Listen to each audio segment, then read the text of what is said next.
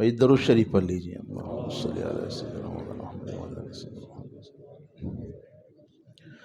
الحمد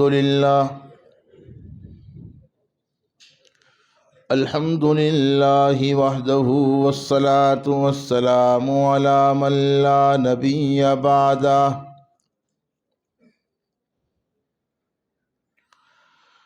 اعوذ باللہ من الشیطان الرجیم. بسم اللہ الرحمن الرحیم.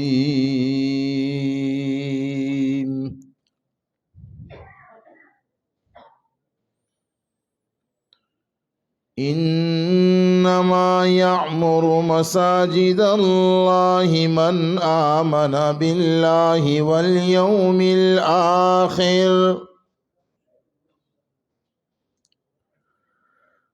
وَأَقَامَ الصَّلَاةَ وَآتَى الزَّكَاةَ وَلَمْ يَخْشَ إِلَّا اللَّهَ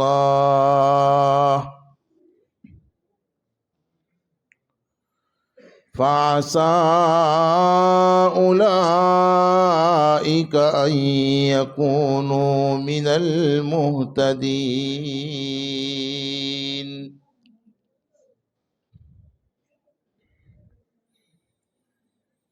صدق اللہ مولانا العظیم وصدق رسوله النبی الأمی الکریم ونحن على ذلك لمن الشاہدین والشاکرین والحمد للہ رب العالمین.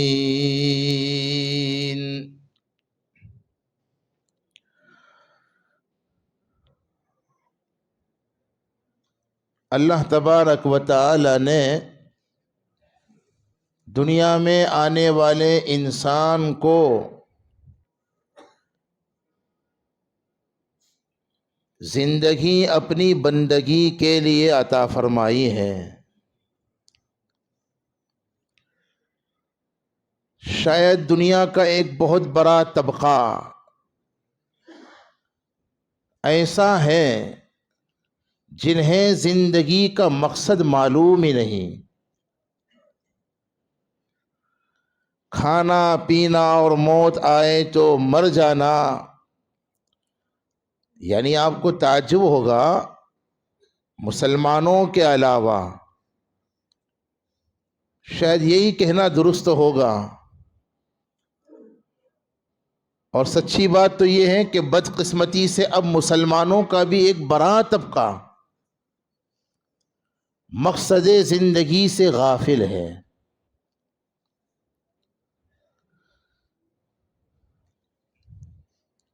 زندگی کا مقصد اللہ کی بندگی ہے، اور اللہ کی بندگی کے لیے مخصوص جگہیں مساجد ہے نا. اب اس میں ہم نہیں جائیں گے. ابھی زندگی کا مقصد اللہ کی بندگی ہے، اور بندگی کا کیا مطلب ہوا یہ بھی ایک مستقل تفصیلی مضمون ہے. بندگی کسے کہتے ہیں؟ اللہ کی عبادت زندگی کا مقصد ہے نا. وَمَا خَلَقْتُ الْجِنَّ وَالْإِنسَ إِلَّا لِيَعْبُدُونَ. اللہ کرے یہ حقیقت ہم سب سمجھ لیں. آمین نہیں کہوں گے؟ آپ کو کوئی دقت تو نہیں ہے آمین کہنے میں؟ تو کہو نا بھائی. اللہ کرے ہم اپنی زندگی کا مقصد سمجھ لیں. آمین. جو لوگ اللہ سے غافل ہیں وہ اس لیے بھی غافل ہیں، جو لوگ دین سے دور ہیں وہ اس لیے بھی دین سے دور ہیں کہ انہوں نے، جو لوگ حلال و حرام کی کوئی پرواہ ہی نہیں کرتے، ان ساری باتوں کی بنیاد، ان ساری باتوں نہیں بلکہ خرابیوں اور گمراہیوں کی یقین مانو بنیادی وجہ یہ ہے کہ ہم مقصد زندگی سے غافل ہیں.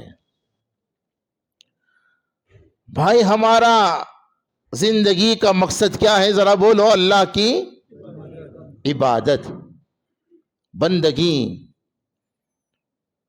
تو سوال یہ ہے کہ بندگی کسے کہتے ہیں، عبادت کسے کہتے ہیں؟ اور پھر انشاءاللہ ہم آئیں گے کہ عبادت کی مخصوص جگہ مساجد ہے۔ پہلے عبادت کو سمجھنے کی ضرورت ہے۔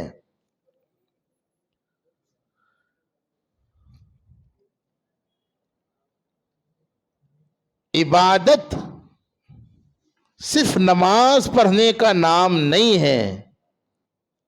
دیکھیے بڑا مجمع ہے، علماء بھی ماشاءاللہ اس میں موجود ہیں، میں ان کی موجودگی میں پوری ذمہ داری سے کہتا ہوں،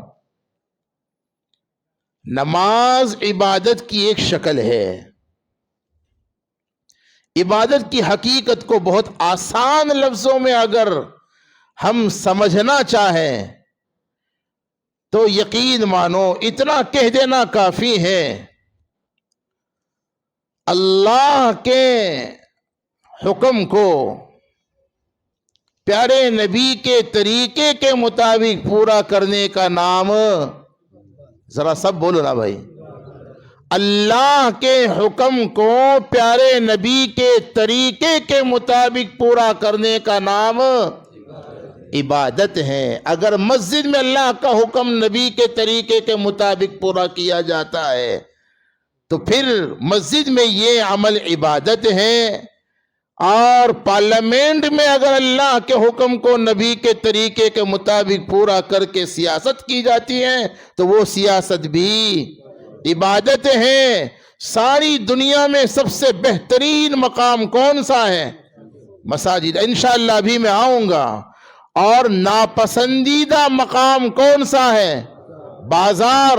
بازار میں بیٹھ کر اللہ کے حکم کو نبی کے طریقے کے مطابق پورا کرتے ہوئے تجارت کی جاتی ہے تو وہ تجارت بھی عبادت ہے۔ بے شک ہماری عبادتیں مساجد کے ساتھ مخصوص نہیں ہے، یہ ہماری خصوصیت ہے۔ یہ فضیلت اور یہ خصوصیت اور یہ رعایت رب العالمین نے رحمت للعالمین، سب کہو پیار سے، صلی اللہ علیہ وسلم کی برکت سے ہمیں عطا فرمائی ہے۔ حدیث میں آتا ہے، ویسے اگر روایتوں کو جمع کیا جائے تو حضرت میں نے کوشش کی ہے،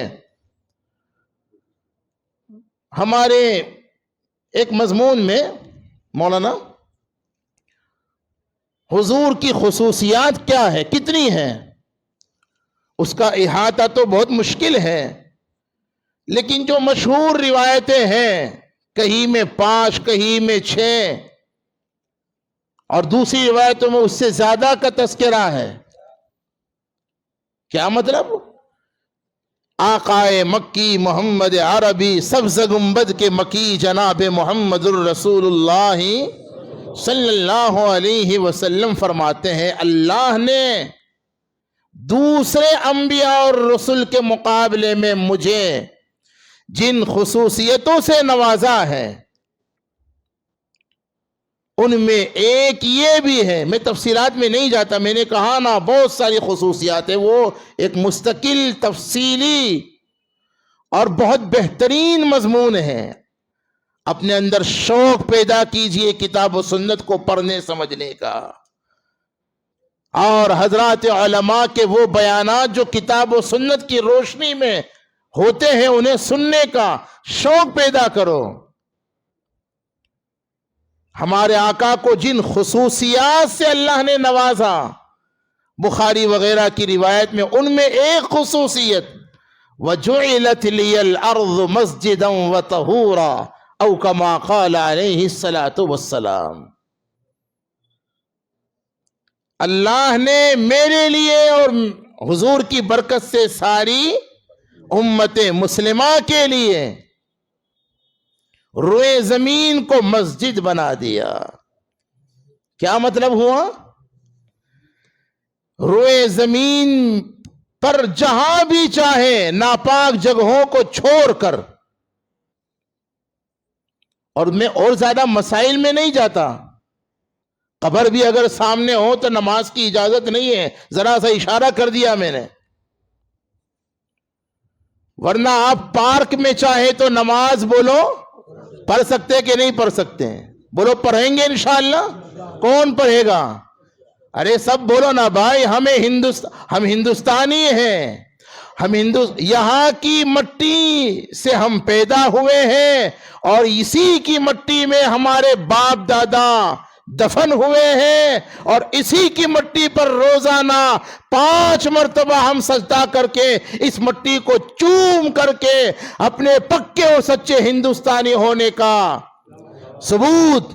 ثبوت پیش کرتے کہ نہیں کرتے؟ کون کرتا ہے؟ ذرا ہاتھ اٹھا کے بتلاؤ ایمانداری سے، مسجد میں ہے بھائی، ایمانداری سے ہاتھ اٹھانا، جو 5 ٹائم نماز پڑھتا ہے وہی اٹھانا بھائی، دیکھیے بہت کم ہاتھ اٹھ رہے، چلو اب ایمانداری سے ارادہ کرو، کون انشاءاللہ 5 وقت نماز پڑھے گا؟ بھائی اب تو سب ارادہ کر لو یار، اللہ قبول فرما لے، آمین۔ میرے بھائیوں، روئے زمین پر پارک میں چاہے تو نماز پڑھ سکتے ہیں، پارٹی میں چاہے تو نماز پڑھ سکتے ہیں، ٹرین میں چاہے تو نماز پڑھ سکتے ہیں، پلین میں چاہے پڑھ سکتے ہیں، کوئی مشکل نہیں ہے، گھبرائیے گا نہیں، ہم ہندوستانی ہیں، ہم یہی رہیں گے، اور اپنی مسلمانی والی پہچان کے، بولو نا بھائی، اپنی پہچان کو مٹانا نہیں ہے، کبھی بھی نہیں، اگر ہم نے اپنی پہچان مٹائی تو ہم مٹ جائیں گے۔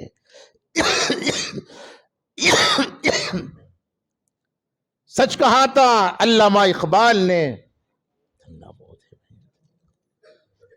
نہ سمجھو گے تو مٹ جاؤ گے مسلمانوں، تمہاری داستان تک نہ ہوگی داستانوں میں۔ ہمیں یہی رہنا ہے، مسلمان ہو کر کے رہنا ہے، اپنی پہچان کے ساتھ رہنا ہے، اپنی پہچان کو مٹانا بولو نہیں ہے انشاءاللہ۔ بہرحال ہمارے آقا نے فرمایا وَجُعِلَتْ لِيَ الْأَرْضُ مَسْجِدًا وَطَهُورًا، یہ اسی امت کی خصوصیت ہے، اس امت کی نمازیں، اس امت کی عبادتیں مساجد کے ساتھ مخصوص نہیں ہیں۔ ہم اگر اپنی آفس میں، اپنے دکان میں، اپنے کھیت میں، کسی بھی جگہ نماز پڑھنا چاہے تو بولو پڑھ سکتے ہیں کہ نہیں پڑھ سکتے؟ پڑھتے نہیں ہیں، کیوں؟ تو ہی نہ چاہے تو بہانے، یار ماحول اچھا نہیں ہے اور موقع نہیں ہے، یقین مانو جنہیں نمازیں پڑھنی ہوتی ہے نا، ان کے لیے ماحول بھی، ہم تو اللہ کے فضل سے سفر کرتے ہی رہتے ہیں، ہمیں تو کہیں دقتیں پیش نہیں آئیں۔ غیر مسلم بھائیوں سے اگر ذرا سا ہم نے کہ بھائی نماز پڑھنا چاہتے ہیں، وہ اپنی جگہ چھوڑ کر اٹھ جا، ہم بارہا کہتے ہیں آپ اٹھیے گا نہیں، اپنی جگہ پر بیٹھے نہیں، آپ آرام سے نماز پڑھیے۔ ہماری نمازیں روئے زمین پر کہیں بھی ہو سکتی ہیں، لیکن پچھلی امتوں کے لیے یہ رعایت نہیں تھی، یہ خصوصیت اسی امت کو حاصل ہے، اور اللہ نے اس کی مٹی کو پاکی کا ذریعہ قرار دیا۔ وَجُعِلَتْ لِيَ الْأَرْضُ مَسْجِدًا وَطَهُورًا، گھروں میں بھی نمازیں ہم پڑھ سکتے ہیں۔ مشکات میں ایک روایت بڑی مشہور ہے،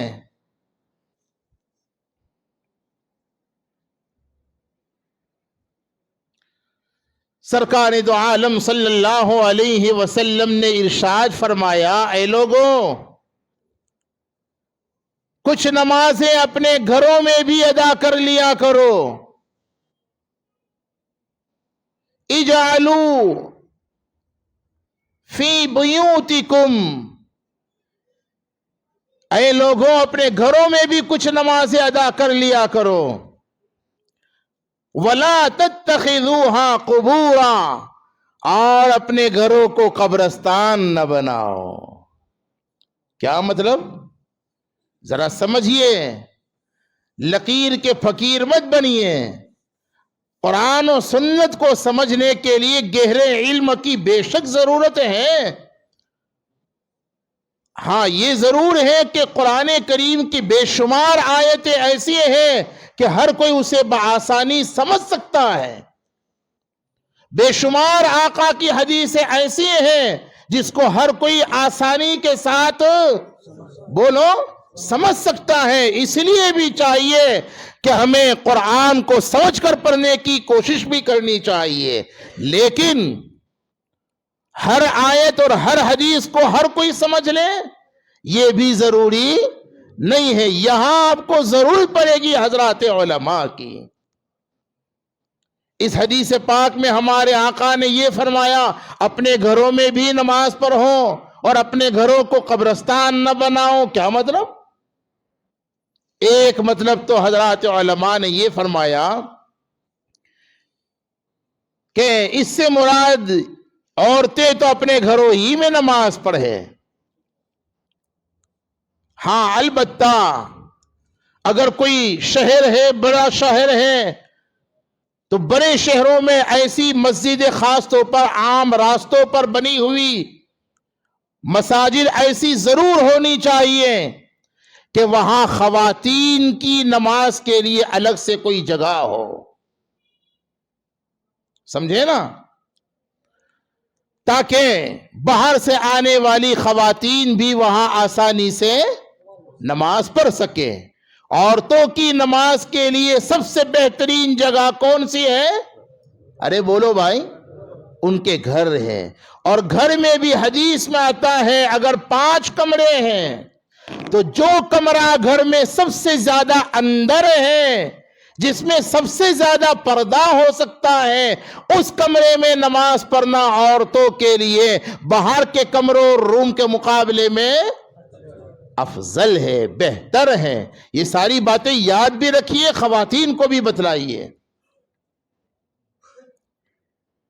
तो एक मतलब तो ये है। दूसरा मतलब ये भी है कि फर्ज नमाजों के अलावा जो नमाजें हैं, नफल नमाजें, सुन्नतें वगैरह, मर्दों को भी चाहिए कि वो नमाजें कहां पढ़े? बोलो, अपने घरों में। कौन सी नमाजें?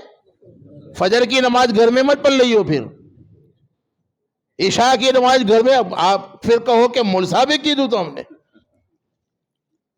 नफल नमाजें, सुन्नतें कहां पढ़नी चाहिए? घर में। क्यों? इससे घर में नमाज का एक माहौल बनेगा, घर में दीन का एक माहौल जिंदा होगा।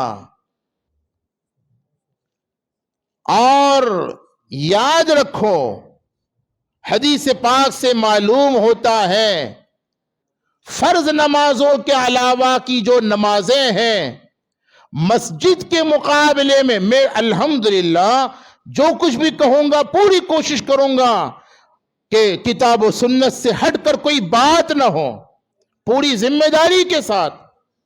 समझे ना?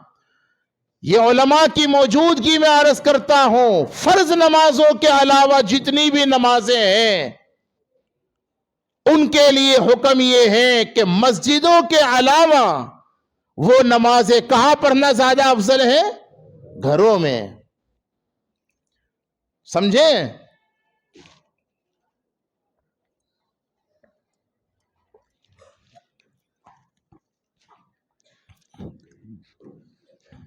ताकि आपको देखकर आपके घर की खवातीन भी नमाज पढ़े, आपको देखकर आपके घर के बच्चे तो फॉलो करते हैं ना किसको? बच्चे सबसे पहले और सबसे ज्यादा, लोगों याद रखो, बच्चे सबसे ज्यादा सबसे पहले किसको फॉलो करते हैं?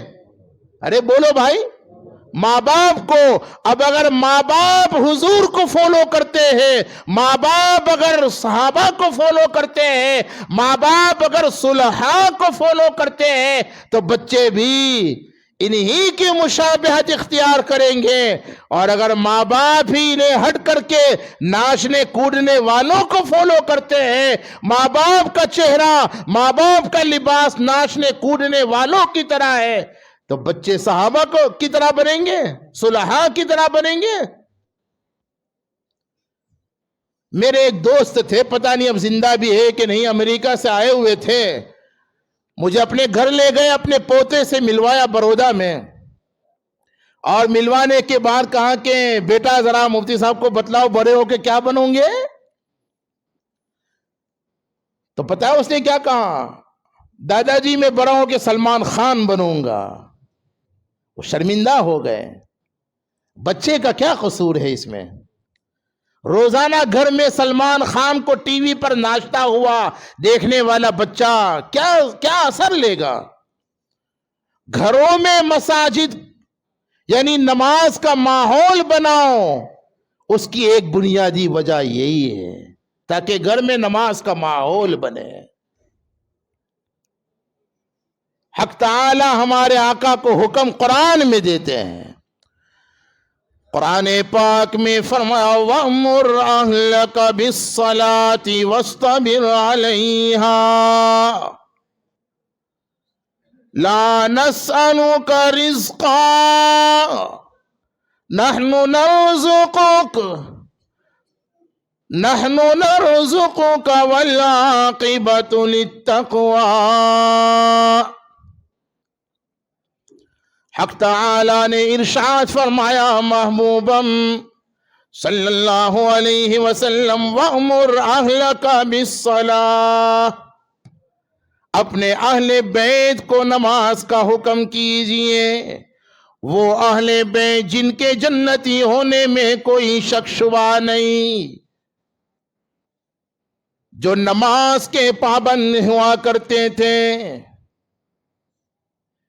جن کی راتیں آرام میں کم گزرتی، اللہ کے حضور کھڑے ہو کر قیام میں. یہ بھی میں نہیں کہتا، قرآن پاک میں ارشاد فرمایا یا ایھا المزمل قم اللیل الا قلیلا. ایک اور مقام پہ حق تعالی نے اپنے پیاروں کی پہچان کراتے ہوئے ارشاد فرمایا کانوا قلیلا من اللیل ما یہجعون. کانوا قلیلا من اللیل ما یہجعون. وہ رات میں اللہ کے حضور قیام زیادہ کرتے ہیں، آرام بولو کم کرتے ہیں. وَبِالْأَسْحَارِ هُمْ يَسْتَغْفِرُونَ. اور رات بھر قیام کرنے کے باوجود سحری کے وقت اللہ سے معافی مانگتے ہیں، توبہ اور استغفار کرتے ہیں. یہ قرآن. ہم تو گناہ کرنے کے باوجود بھی اللہ سے توبہ اور استغفار نہیں کرتے. وہ اللہ کے حضور کھڑے ہو کر قیام کرنے کے بعد بھی کانوا قلیلا من اللیل ما یہجعون وبالاسحار ہم یستغفرون. حضرت امام العلام امام اعظم ابو حنیفۃ النعمان رحمہ اللہ تعالی 40 مرتبہ زندگی میں حج کیے. کتنے؟ آخری حج کے متعلق اعیان الحجاج میں موجود ہے، مشہور ہے. آخری حج میں بیت اللہ کے اندر جا کر 2 رکعت نماز پڑھنے کا، طواف وداع کے بعد جو نماز پڑھی جاتی ہے. طواف کے بعد تو 7 قسمیں ہیں طواف کی. کتنی؟ ارے بولو بھائی. ابھی ظاہر بات ہے کس کس کی تفصیل آدمی بیان کرے، وہ تو جو جانے والے ہو نا، تو ایک مجمع حجاج کرام کا، ایک مجلس ان کے لیے مخصوص ہونی چاہیے، وہاں جانے والوں کو احکام سیکھ کر جانا چاہیے۔ طواف کی 7 قسمیں ہیں، اور کوئی بھی طواف ہو، طواف کے بعد 2 رکعت نماز واجب ہے۔ کیا ہے بولو؟ مقام ابراہیم کے پاس موقع مل جائے تو اچھا ہے، ورنہ پورے حرم میں کہیں بھی پڑھ سکتے ہیں۔ حضرت امام صاحب رحمت اللہ علیہ 2 رکعت نماز پڑھنے لگے، کہاں پر؟ بیت اللہ کے اندر جا کر۔ عشاء کی نماز کے بعد سے 2 رکعت کی نیت باندھ کر اللہ کا قرآن پڑھنا شروع کیا۔ ابھی یہ حافظ قرآن بڑا خوش نصیب، میں انشاءاللہ اس پر بھی آؤں گا، کوشش کروں گا۔ اس نے ایک دعا جو پڑھی نا، حضرت علماء کا کہنا یہ ہے، تحقیق یہ ہے کہ یہ دعا ایک ہی نہیں ہے، 2 دعا کا مجموعہ ہے۔ محققین یہ فرماتے ہیں اللہم آنس وحشتی فی قبری، یہ مستقل ایک دعا کی یہ جملے ہیں، اور پھر اللہم ارحمنی یا اللہم ارحمنا جمع کے ساتھ وغیرہ، یہ مستقل ایک دعا ہے۔ بزرگوں نے اس دعا کو ترتیب دیا ہے، بہت بہترین دعا ہے۔ اس میں ایک جملہ جو تھا نا کہ اللہ وَارْزُقْنَا تِلَاوَتَهُ آنَاءَ اللَّيْلِ وَآنَاءَ النَّهَارِ وَأَطْرَافَ اللَّيْلِ وَأَطْرَافَ النَّهَارِ وغیرہ الفاظ مختلف ہیں۔ کیا عجیب جملہ ہے یہ۔ اس کا مطلب یہ ہے کہ اے اللہ، قرآن پاک کو آپ نے حفظ کرنے کا موقع اور یہ سعادت تو نصیب فرما دی۔ اے اللہ، اب اس نعمت کی قدردانی کی بھی توفیق عطا فرما دے۔ اور بیٹا، اس نعمت کی قدردانی یہ ہے کہ دن رات قرآن کریم کی تلاوت میں مشغول رہا جائے۔ وَارْزُقْنَا تِلَاوَتَهُ آنَاءَ اللَّيْلِ وَآنَاءَ النَّهَارِ کا یہی مطلب ہے۔ امام ابو حنیفہ رحمت اللہ علیہ رات بھر قرآن پڑھتے تھے۔ پیران پیر کے آپ صلحاء کے حالات کو دیکھیں۔ حضرت امام صاحب رحمت اللہ علیہ نے 2 رکعت واجب الطواف کی ادا کرنے کے لیے بیت اللہ میں جا کر 2 رکعت کی نیت سے نماز شروع کی۔ اس میں قرآن پاک پڑھنا شروع کیا۔ نماز فجر سے پہلے 2 رکعت میں پورا قرآن پڑھ گئے، اور پھر اللہ کے حضور ہاتھ پھیلا کر رو رہے ہیں۔ دیکھو، کانوا قلیلا من اللیل ما یہجعون وبالاسحار ہم یستغفرون کی عملی تصویریں اور عملی نمونے یہ لوگ تھے۔ رات بھر نماز میں اللہ کا قرآن پڑھا، اور صبح ہونے سے پہلے سحری کے وقت صبح میں رو رہے ہیں۔ ما عبدناک حق عبادتک ما عرفناک حق معرفتک، الہ العالمین، تیری عبادت کا جو حق تھا وہ ہم سے ادا نہ ہوا، تیری معرفت اور پہچان کا حق ہم سے ادا نہ ہو سکا، لہذا معاف فرما دیجئے۔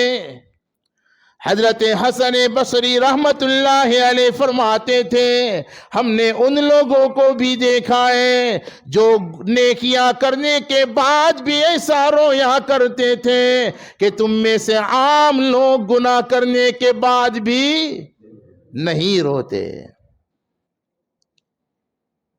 بہرحال ہمارے آقا کو حکم دیا جا رہا ہے وَأْمُرْ أَهْلَكَ بِالصَّلَاةِ، پیارے اپنے گھر والوں کو جو اہل بیت ہیں، جن کو قرآن نے وَيُطَهِّرَكُمْ تَطْهِيرًا ہے نا، جن کی پاکیزگی کی سند اور جن کی پاکیزگی کا اعلان قرآن نے کیا، جو جنتی ہیں، حضور کے گھر والے ہیں، حضور ان کے لیے حکم دے رہے وَأْمُرْ أَهْلَكَ بِالصَّلَاةِ، اپنے گھر والوں کو نماز کا حکم کیا کریں. بولو آپ اگر عمل کرو انشاءاللہ تو میں آپ کو بتلاؤں, کروں گے انشاءاللہ؟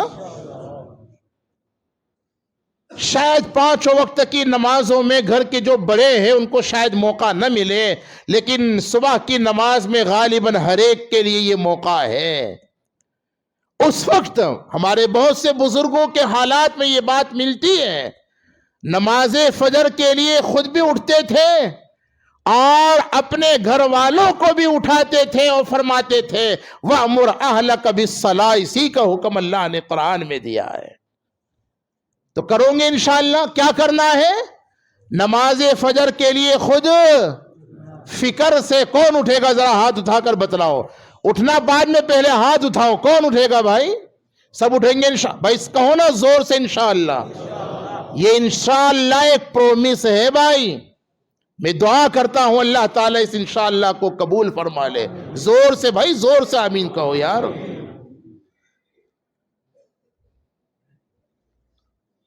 اپنے گھر والوں کو خود بھی اٹھنا ہے اور اس قرآنی حکم پر عمل کرنے کے لیے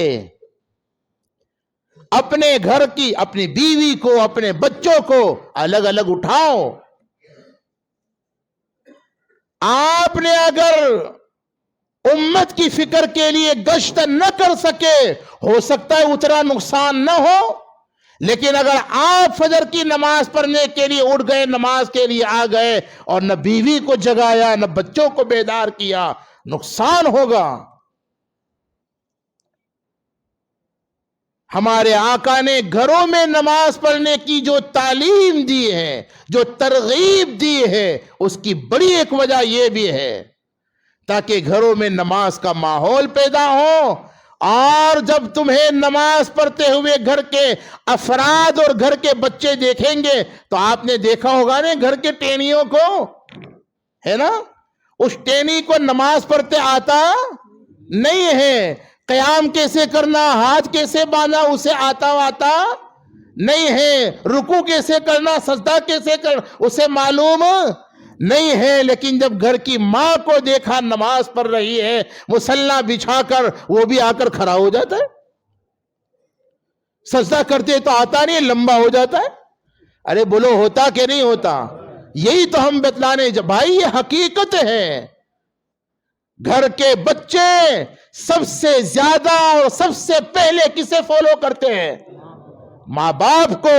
لہذا اپنی اسلامی پہچان قائم کرو. آپ کو اگر گالی بولتا ہوا دیکھا بچوں نے تو پھر بچے ذکر نہیں کرنے والے بنیں گے. آپ کو اگر دعاؤں میں اللہ کے حضور روتا ہوا بچوں نے دیکھا, آپ کو اگر گھروں میں ذکر کرتے ہوئے دیکھا, آپ کو اگر گھروں میں بچوں نے نماز پڑھتے ہوئے دیکھا, بولو گھر کے اندر ماحول بنے گا کہ نہیں بنے گا؟ گھروں میں دینداری کے ماحول کو پیدا کرنا ہماری ذمہ داری ہے. وَأْمُرْ أَهْلَكَ بِالصَّلَاةِ سے یہ ثابت ہوتا ہے.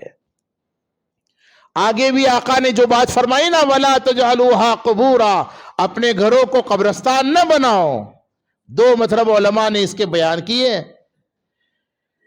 ایک مطلب تو یہ بیان کیا کہ گھروں میں قبریں نہ بناؤ. اگر کسی کا انتقال ہو جائے تو اسے گھروں میں دفن نہ کرو, چاہے دنیا کا سب سے بڑا ولی ہی کیوں نہ ہو.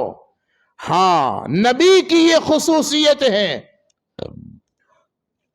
جیسے ہمارے آقا سیدہ عائشہ صدیقہ رضی اللہ عنہا کے حجرے میں انتقال ہوا, وہی آپ کی قبر بنی. یہ آقا کی خصوصیت تھی. آقا کے علاوہ کسی کو یہ حق نہیں کہ عام قبرستان کے علاوہ گھروں میں اس کو دفن کیا جائے. یہ اجازت نہیں ہے. حکم یہ ہے کہ عام قبرستان کے اندر دفن کیا جائے. اس کی بھی کچھ حکمتیں ہیں, ابھی اس میں ہم نہیں جاتے.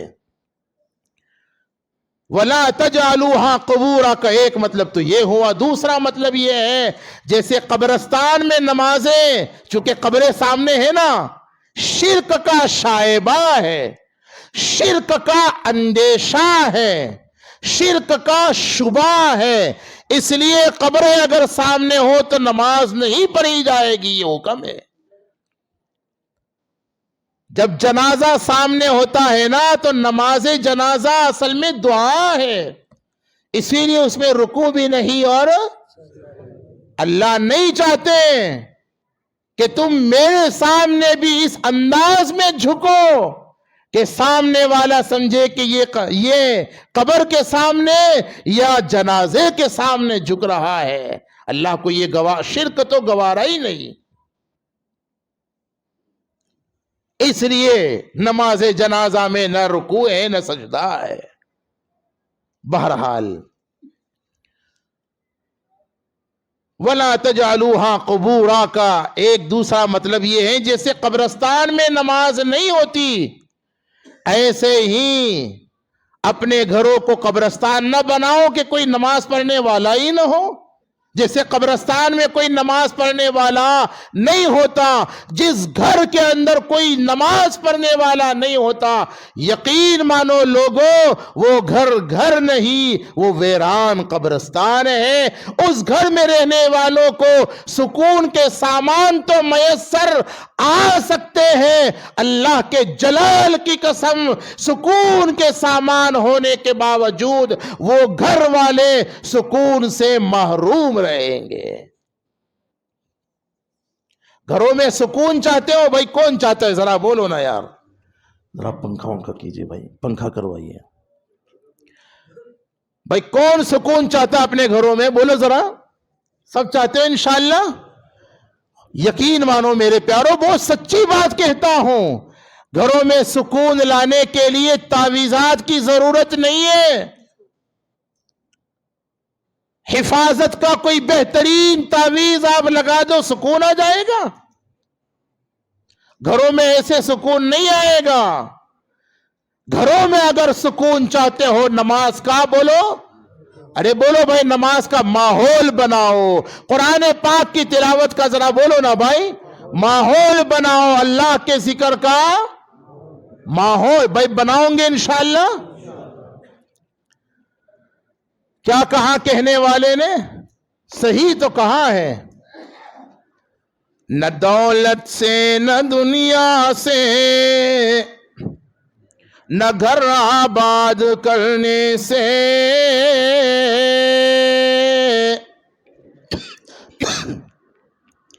نہ دولت سے نہ دنیا سے۔ کچھ سمجھ رہے ہو کہ نہیں سمجھ رہے ہو بھائی؟ یہاں تو کویت کے لوگ بہت زیادہ ہیں نا ماشاءاللہ، دنیا بھر کی دولتیں جمع کر لیجئے، لیکن گھر میں خدا کی قسم اگر دین کا ماحول نہیں ہے اس گھر کے اندر سکون نہیں ہو سکتا۔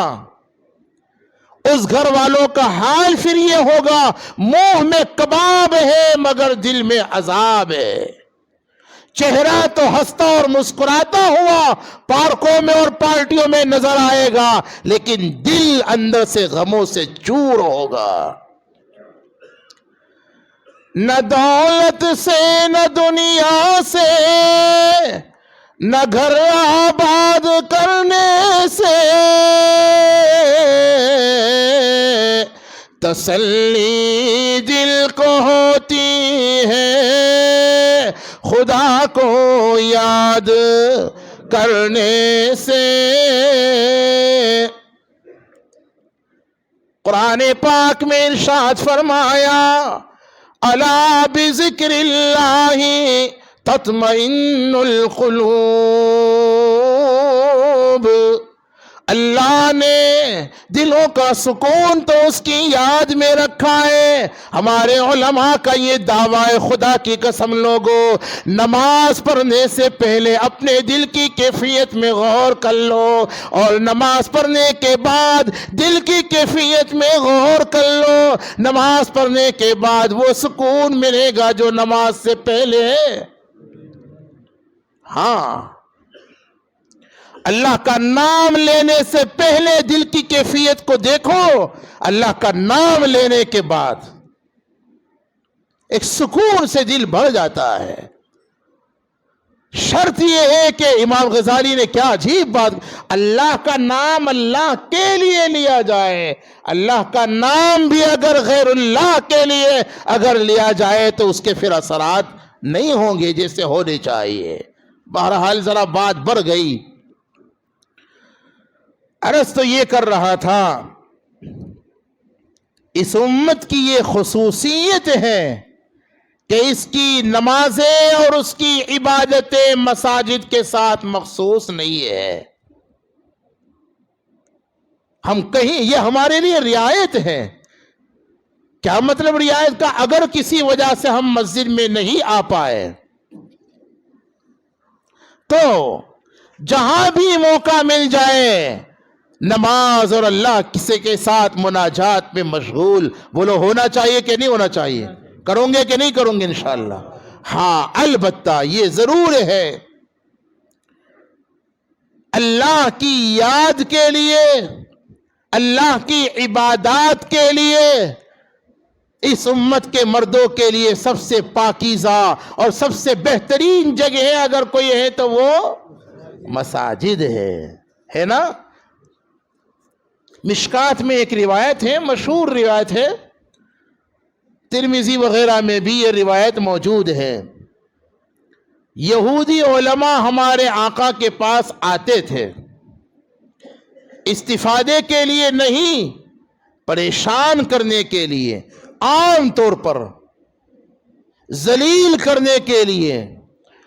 اس لیے یاد رکھو میرے پیاروں، بعض نادان میں کہوں گا، معاف کیجئے، بعض لوگوں کا حال یہ ہے مسلمان ہو کر علماء کے پاس کوئی بات پوچھنے کے لیے جاتے، مقصد نیک نہیں ہوتا، ان کو ذلیل کرنا، ان کے علم کا پانی ناپنا، معیار ناپنا مقصود ہوتا ہے۔ بھائیوں یاد رکھو، یہ یہودیوں کی بدترین خصلت اور عادت ہے۔ اپنے آپ کو اس سے بچاؤ، فضول کے سوالات مت کرو، قرآن نے بھی منع کیا۔ یا ایھا الذین آمنوا لا تسألوا عن اشیاء ان تبد لکم تسؤکم، قرآن نے منع کیا ہے۔ یہ طریقہ اچھا نہیں ہے۔ تمہیں اگر کسی مسئلے کی ضرورت ہے، کوئی مسئلہ معلوم نہیں ہے، تو نیک نیتی کے ساتھ آ کر حضرات علماء سے ضرور پوچھو، فاسألوا اہل الذکر ان کنتم لا تعلم، یہ بھی قرآن میں حکم ہے، لیکن بری نیت کے ساتھ نہیں کہ دیکھیں ہم ان سب ہو کے چھے، فلاں مولانا کیا جواب دے دے، ذرا دیکھیں تو صحیح۔ یہودی ہمارے آقا کے پاس آتے تھے، یہودی مشرکین مکہ کو بھی کچھ سوالات سکھا کر بھیجتے تھے کہ جا کر یہ سوال کرو، وہ 3 سوال تو مشہور ہے، اصحاب کہف کے متعلق پوچھو، ذوالقرنین سے متعلق پوچھو، روح کے یہودیوں نے ہی تو سکھائے تھے مشرکین کو۔ تفصیلات قرآن میں موجود ہے، احادیث میں۔ خیر ایک مرتبہ یہودی عالم ہمارے آقا کی خدمت میں آ کر سوال کرنے لگا کہ بتلائیے، روئے زمین پر ساری دنیا کی جتنی زمینیں ہیں، کھیتی کے قابل ہو نہ ہو، بظاہر آباد ہو، بظاہر ویران ہو، بظاہر قیمتی ہو، بظاہر بے قیمت ہو، یہ بتلاؤ کہ اللہ کے نزدیک سب سے زیادہ کون سی پاکیزہ اور قیمتی حصہ زمین کا کون سا ہے؟ روئے زمین پر کون سا حصہ اللہ کے نزدیک سب سے زیادہ پاکیزہ ہے، سب سے زیادہ بابرکت ہے، سب سے زیادہ مبارک ہے؟ ہمارے آقا نے سوال کا جواب نہیں دیا، خاموش ہو گئے۔ معلوم یہ ہوا اگر کوئی سوال آپ سے کیا جائے اور اس وقت آپ کو اس کا صحیح جواب معلوم نہ ہو تو ایسی صورت میں صاف صاف کہہ دینا کہ بھائی مجھے معلوم نہیں ہے، تحقیق کر کے بتلاؤں گا، یہ کوئی غلط نہیں ہے۔ لوگوں کی غلط رہنمائی کرنے سے اپنی جہالت کا اعتراف اور اقرار کر لینا بہتر ہے، نہیں سمجھے؟ لوگوں کی غلط رہنمائی کرنے سے اچھا یہ ہے کہ اپنے جہالت کا اعتراف کر لیجئے۔ بہرحال ہمارے آقا نے اپنی طرف سے جواب دینا مناسب نہیں، یہ نہیں کہتے نعوذ باللہ کہ آقا کو علم نہیں تھا۔ علم کی جب بات آئی نا تو ایک بات سن لو،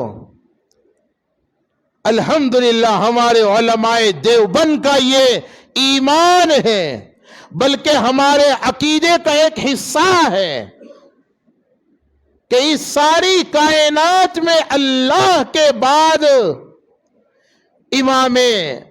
امام الانبیاء والمرسلین سید الاولین والآخرین جناب محمد الرسول اللہ صلی اللہ علیہ وسلم سے بڑھ کر آپ سے زیادہ کوئی علم والا نہ پہلے آیا، نہ آج ہے، نہ آئندہ ہوگا۔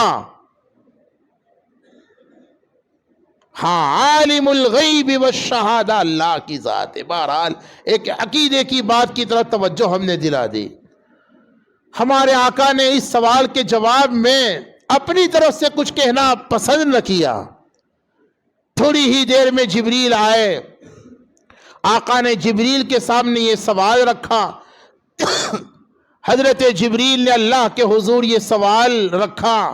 حق تعالی حدیث قدسی میں ہے، حق تعالی نے ہمارے آقا کو یہ جواب دیا، پیارے کائنات کو تو میں نے بنایا ہے نا، یہ زمین کس نے بنائی بولو بھائی؟ اللہ نے۔ آسمان کس نے بنائے؟ اللہ نے۔ زمین و آسمان کے درمیان جتنی بھی چیزیں کس نے بنایا؟ اللہ نے۔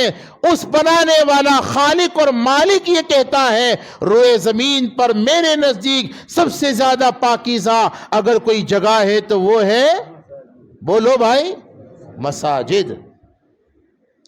اور سب سے زیادہ ناپسندیدہ اگر کوئی جگہ ہے تو وہ ہے، بولو نا بھائی، بازار۔ اب یہاں محدثین بھی کمال کرتے ہیں۔ حضرات محدثین نے ایک اشکال قائم کیا کہ اچھا بازار، اس میں تو ہر ضرورت کی چیز ملا کرتی ہے، وہ ناپسندیدہ ہو گئے؟ سینما ہال اور جوا خانے، شراب خانے، زنا خانے، ان کا تو کوئی تذکرہ ہی نہیں ہے۔ یہاں یہ کہنا چاہیے کہ سب سے زیادہ ناپسندیدہ جگہ ہے ٹاکیز ہے، تھیٹر ہے، سب سے زیادہ ناپسندیدہ جگہ شراب خانے ہیں، سب سے زیادہ ناپسندیدہ جگہ ہے جوا خانے ہیں، زنا خانے ہیں۔ ان کو تو کچھ بھی نہیں کہا، اور یہاں کیا کہا گیا؟ سب سے زیادہ ناپسندیدہ جگہ ہے، کیا ہے بولو؟ بازار۔ یہ اشکال ہے کہ نہیں ہے؟ ہمارے علماء نے اس کا عجیب جواب دیا، فرمایا روئے زمین پر ناپسندیدہ جگہوں سے مراد وہ جگہ ہے جو جائز ہے۔ سمجھے نا؟ اس کا مطلب اب یہ ہوا کہ روئے زمین پر جتنی بھی جائز جگہیں ہیں، ناجائز جگہوں کا تو کوئی تذکرہ ہی نہیں، اس کا تو کوئی ذکر ہی نہیں، اس کا تو اللہ ذکر بھی نہیں کرنا چاہتے۔ جوا خانوں کا، شراب خانوں کا، زنا خانوں کا، کلب کا، ناچنے کودنے کی جگہوں کا تو اللہ ذکر کرنا بھی بولو پسند نہیں کرتے۔ یہاں جو جگہیں جائز ہے، جس کو بنانے کی ضرورت کی وجہ سے اجازت اور گنجائش ہے، ایسی جائز جگہوں میں بھی اگر کوئی ناپسندیدہ جگہ ہے تو وہ ہے۔ اب سمجھ گئے کہ نہیں سمجھے بھائی؟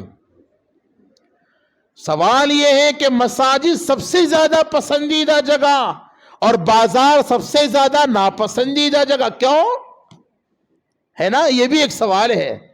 آپ نے تو کوئی سوال کیا نہیں، اور ہمارے یہاں کے بیان بھی ماشاءاللہ ہوتے ہیں، سب چپ چاپ سنتے ہی رہتے ہیں۔ کوئی بات سمجھ میں نہ آئے تو پوچھنا چاہیے۔ ہمارے بزرگوں کے یہاں تو یہی طریقہ تھا۔ جیسے مجھے یاد آیا، شاہ صاحب رحمت اللہ نے ایک مرتبہ سنایا تھا، علامہ سید عبد المجید ندیم رحمت اللہ علیہ، سنا دیتا ہوں آپ کو بھی۔ خطیب الایشیا شاہ عطا اللہ بخاری رحمت اللہ علیہ ایک مرتبہ بیان کر رہے تھے، اب بیان کے دوران جنت کا جب تذکرہ آ گیا تو فرمایا کہ اللہ تبارک و تعالی نے جنت کو ایسا بنایا ہے کہ وہاں جنتی کی ہر خواہش، بولو نا بھائی، پوری ہوگی، ہے نا؟ وہ جگہ جنت ہے، دنیا نہیں ہے۔ دنیا ضرورتوں کو پورا کرنے کی جگہ ہے، چاہتوں کے پورا کرنے کی جگہ، بولو بھائی، جنت ہے۔ یہاں ضرورتیں فقیروں کی بھی پوری، بھائی بولو نا یار، ضرورتیں تو فقیروں کی بھی پوری ہو جاتی ہیں اور چاہتے تو بادشاہوں کی بھی ہوتی ہے پوری۔ بدماشوں اور جھوٹوں کی چاہتے تو ہے کہ 24 کے بعد بھی اس کرسی پر ہم ہی رہے، اور بھی نہ جانے کتنی بھی چاہتے کتنوں کی ہوتی نہیں ہوتی۔ دنیا چاہتوں کے پورا کرنے کی جگہ نہیں ہے۔ اگر جوان یہ حقیقت سمجھ لے تو اپنی خواہشات کے پورا کرنے کے لیے حرام کاری میں پھر مبتلا نہ ہو۔ دنیا میں ضرورتیں فقیروں کی بھی پوری ہو جاتی ہے اور چاہتے تو بادشاہوں کی بھی پوری۔ چاہتوں کے پورا ہونے کی جگہ کون سی ہے؟ بولو بھائی۔ قرآن پاک میں فرمایا وَلَكُمْ فِيهَا مَا تَشْتَهِي أَنفُسُكُمْ وَلَكُمْ فِيهَا مَا تَدَّعُونَ۔ حق تعالیٰ نے ارشاد فرمایا دنیا میں ایسی زندگی گزارو جو میں چاہتا ہوں، میری رحمت کی قسم مرنے کے بعد تمہیں وہ زندگی دوں گا جو، بولتے نہیں ہے مولانا، یہ لوگ تھکا دیں گے مجھے، بھائی بولو نا یار، آپ کو شک تو نہیں ہے؟ دنیا میں ایسی زندگی گزارو جو میں چاہتا ہوں، میری رحمت کی قسم مرنے کے بعد تمہیں وہ زندگی دوں گا جو تم چاہو گے، ہے نا؟ یہی تو مطلب ہے وَلَكُمْ فِيهَا مَا تَشْتَهِي أَنفُسُكُمْ کا۔ تو شاہ جی رحمت اللہ علیہ اپنے انداز میں بیان کر رہے تھے، ہر ایک کا اپنے ایک انداز ہوتا ہے نا۔ اسی کے دوران فرمایا کہ ہر خواہش اللہ پاک جنت میں پوری کریں گے۔ تو ایک دیہاتی آدمی بیٹھا ہوا تھا، کھڑے ہو کر کہنے لگا شاہ جی مجھے تو حقہ پینا بڑا پسند ہے، مجھے تو حقہ پینے کا بڑا شوق ہے، تو کیا جنت میں اللہ یہ چاہت بھی پوری کریں گے؟ جنت میں مجھے حقہ پینے ملے گا؟ دیکھا آپ نے، بیان کے دوران سوال کر دیا۔ شاہ جی تو شاہ جی تھے، فرمایا ہاں، ارے بھائی اللہ اگر تم جنت میں حقہ پینا چاہو گے نا تو پھر یہ خواہش بھی وہاں پوری کریں گے، لیکن یاد رکھو جنت کے اندر آگ ہے نہیں، حقہ کو جلانے کے لیے آپ کو آگ لینے کہاں جانا پڑے گا؟ جاؤں گے پھر آپ نے؟ پھر حضرت نے فرمایا یہ الزامی جواب تھا، سمجھے نا؟ اور پھر حضرت نے فرمایا بھائی جنت پاک جگہ ہے، پاک لوگوں کی جگہ ہے، وہاں پر کوئی چاہت بھی ناپاک، ہر چاہت پاکیزہ ہوگی، ایسی چاہتیں پیدا ہی نہیں ہوگی۔ بہرحال میرے بھائیوں میں عرض یہ کر رہا تھا کہ اللہ تبارک و تعالی نے روئے زمین پر سب سے زیادہ اس کے نزدیک پسندیدہ مقام مساجد ہے اور ناپسندیدہ مقام بازار ہے نا؟ جائز جگہوں میں جیسے حلال کاموں میں سب سے ناپسندیدہ کام طلاق ہے، بوقت ضرورت اگر نوبت آ جائے تو اس کی اجازت تو ہے، لیکن یہ ایسا جائز کام ہے کہ ابغض الحلال عند اللہ الطلاق۔ تو جیسے جائز کاموں میں سب سے زیادہ ناپسندیدہ کام اللہ کے نزدیک طلاق ہے، ایسے ہی روئے زمین کی جائز جگہوں میں سب سے زیادہ ناپسندیدہ جگہ بازار۔ لیکن سوال یہ پیدا ہوتا ہے کہ مساجد سب سے افضل جگہ اور بازار سب سے ناپسندیدہ جگہ کیوں ہے نا؟ مساجد کے متعلق تو معلوم ہی ہے اور ہونا بھی چاہیے معلوم، اس لیے پسندیدہ جگہ ہے کہ اللہ کے رحمتوں کا یہ مرکز ہے مسجد۔ مسجد اللہ کا گھر ہے کا مطلب یہ نہیں کہ جیسے مفتی صاحب کا مکان برودا میں ہے، مفتی نثار صاحب کا مکان جھالود میں ہے تو اللہ میاں یہ مسجد مکہ مسجد میں رہتے، یہ مطلب نہیں ہے۔ اللہ کا گھر ہونے کا مطلب یہ ہے کہ اللہ کی خصوصی رحمتیں جہاں ہر وقت نازل ہوتی رہتی ہے وہ جگہ ہے مساجد ہے، اور جہاں اللہ کو یاد کیا جاتا ہے غافل بھی مسجد میں آ کر اللہ کا ذکر کرنے والا بن جاتا ہے۔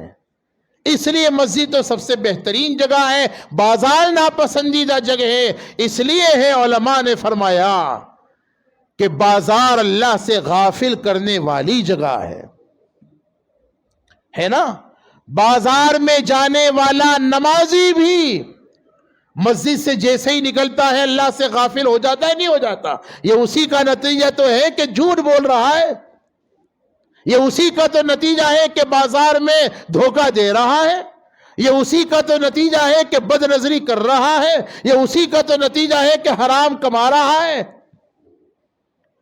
غافل ہو جانے بھائی غفلت گناہ کی حقیقی جڑ غفلت ہے، یاد رکھو گناہ کی بنیادی جڑ غفلت ہے۔ جب بندہ اللہ سے غافل ہو جاتا ہے، جب بندہ اپنے انجام سے غافل ہو جاتا ہے تبھی تو وہ گناہ کرتا ہے۔ بازار ناپسندیدہ جگہ اس لیے بھی ہے کہ وہ جگہ ایسی ہے جہاں بندہ اللہ سے غافل ہو جاتا ہے۔ یہی وجہ ہے ترمذی شریف کی ایک عجیب و غریب حدیث سنو گے بھائی کہ تھک گئے ہوں، نماز فجر پڑھ کر فوراً میں ناشتہ کیے بغیر گھر سے نکلا ہوں، اور ڈائریکٹ یہاں تو تھکان تو مجھے ہونی چاہیے نا بھائی، اور مجھے تو لگ رہا ہے آپ تھک گئے۔ ارے بولو بھائی، ہم سناؤں وہ حدیث شریف؟ ایسے تھوڑا ہی سناؤں گا، لاکھ روپے کا سودا ہے بھائی۔ کتنے کا؟ نہیں سب نہیں بول رہے، چلیے مولانا سلمان صاحب چھوڑیے، تو سننا ہی نہیں چاہتے یہ لوگ۔ جب تک سب بولیں گے نہیں میں کیسے کہوں گا؟ کتنے کا سودا ہے بولو؟ آپ کہوں گے مفتی مولانا، یہ کہیں گے کہ ارے کیسے مفتی صاحب کو، یہ تو لاکھ روپے کی بات کر رہے ہیں، اتنی مشکل سے مسجد تیار کی ہے اور یہ پھر دوسرے لاکھ روپے کی بات کر رہے ہیں۔ مجھے نہیں لینا آپ کے لاکھ روپے بھائی، لیکن خدا کی قسم لاکھ روپے والا سودا ہے، اس لیے سننا چاہوں گے بھائی؟ ایسے نہیں، عمل کون کرے گا پہلے یہ بتلاؤ؟ سب کروں گے انشاءاللہ؟ یہ سب نے ہاتھ اٹھائے بھائی اوپر نیچے والے۔ ترمذی حوالہ پہلے،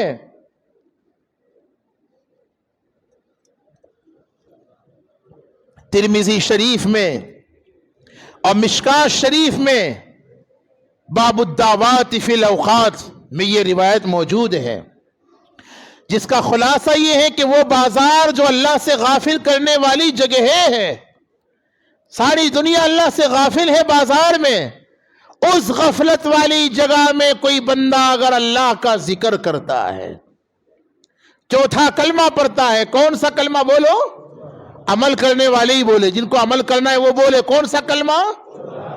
ہاں، اب چوتھا کلمے کے مختلف الفاظ روایتوں میں منقول ہے۔ ترمذی کی جس روایت کا میں تذکرہ کر رہا ہوں اس کے الفاظ کچھ اس طرح ہے: لا الہ الا اللہ وحدہ لا شریک لہ لہ الملک ولہ الحمد یحیی ویمیت وہو حی لا یموت بیدہ الخیر وہو علی کل شیء قدیر۔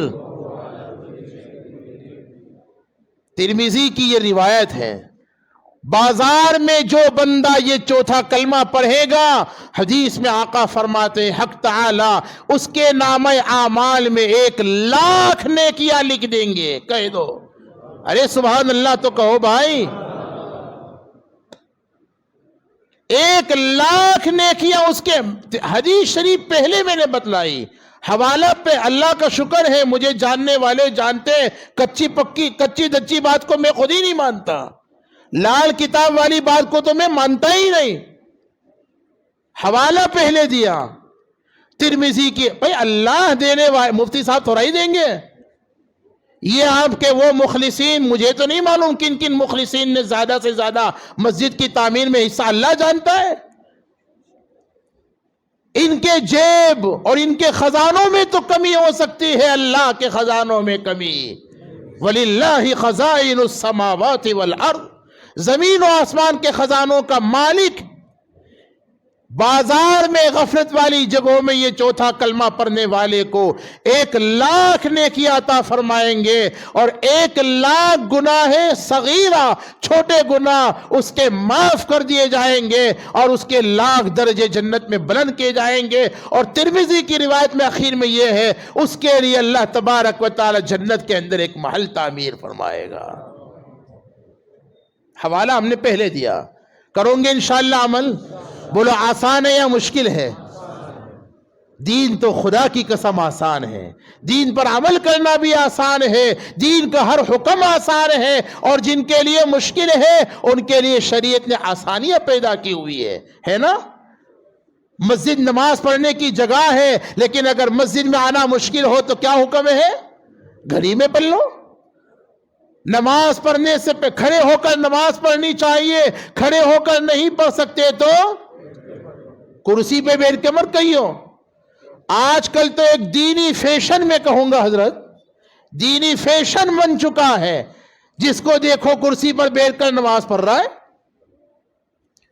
اور لوگ جو ہے پہلے مسجد میں ایصال ثواب کے ٹوپیاں دیا کرتے تھے، پنکھے لگوایا کرتے تھے، یہاں 3 اے سی باقی ہے، بھائی ہے کسی کا ارادہ؟ ذرا بتلائیں گے؟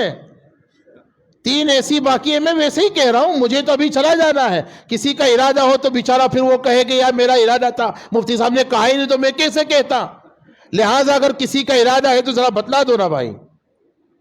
اچھا 2-4 مل کر کچھ بتلا دیں گے کہ انشاءاللہ ایک اے سی کا ہم انتظام کر لیں گے اپنے خاندان کی طرف سے۔ اچھا بھائی ارادہ تو کر لو یار، انشاءاللہ تو ذرا زندہ قوموں کی طرح کہو نا یار۔ میرے بھائیوں کیا کہہ رہا تھا؟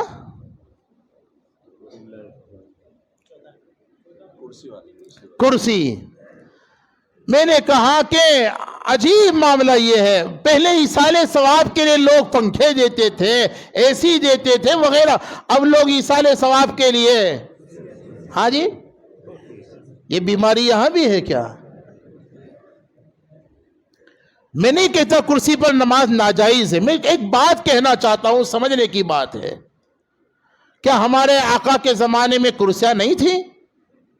امام بخاری یہ علماء کے لیے کہہ رہا ہوں، امام بخاری رحمت اللہ علیہ بخاری شریف میں ایک باب باندھا ہے، اس کا خلاصہ یہ ہے، اس میں آپ نے یہ ثابت کیا کہ حضور نے کرسی پر بیٹھ کر وعظ کیا ہے۔ اس سے ثابت ہوا کہ حضور کے زمانے میں کرسی، مائک تو نہیں تھا، موبائل نہیں تھا، چشمہ شاید نہیں تھا، بہت سی چیزیں نہیں تھی، کرسی ایسی چیز نہیں ہے کہ جو حضور کے زمانے میں نہیں تھی۔ پھر بھی آپ بتلا سکتے کسی صحابی نے، حضرت ابو بکر صدیق نے ایک سفر سے آئے تھے، بہت تھک گئے تھے، تو کرسی پر بیٹھ کر عشاء پڑھ لی؟